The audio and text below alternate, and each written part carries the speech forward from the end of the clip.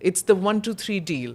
It's the nuclear deal that kind of set the path going. And I don't think either President Obama or President Biden have shifted from that path which was laid by George Bush. But would you agree with that? That deal was transformative and really set in motion an extremely important basis for the U.S.-India relationship. I would though say that on the, one of the biggest critiques of U.S.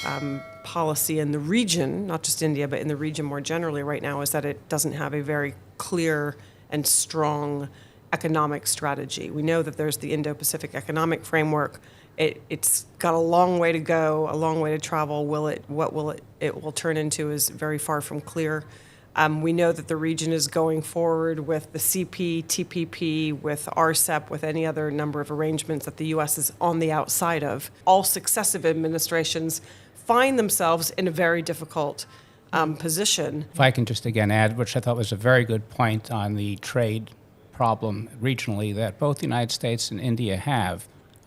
China has been very aggressive and robust in its regional strategy. Not only does it have great bilateral trade relations throughout Asia, but it has led the Regional Comprehensive Economic Partnership Agreement, from which India withdrew after 7 years of negotiations before signing that agreement.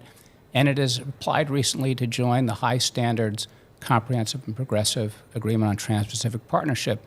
As has been mentioned, that was an agreement that the Trump administration withdrew from on day one, quite unexpectedly to anyone else who knew about it in the administration, or no one was aware of it. And I think it was a strategic blunder because it really played into the hands of China and hurt the U.S. My regret is that the Biden administration has come in and has continued that policy of not wanting to join the CPTPP and has really put trade off on the side. Indian Diaspora, you've Yes. interacted with them. Yeah. What role could I they think they played a tremendously important role. It's often been said that nations don't have friends, they just have interests. But I think in the U.S.-India relationship, we have friends too. One thing that I want to emphasize is really making sure that people understand how important the Indian diaspora is for America's innovation ecosystem.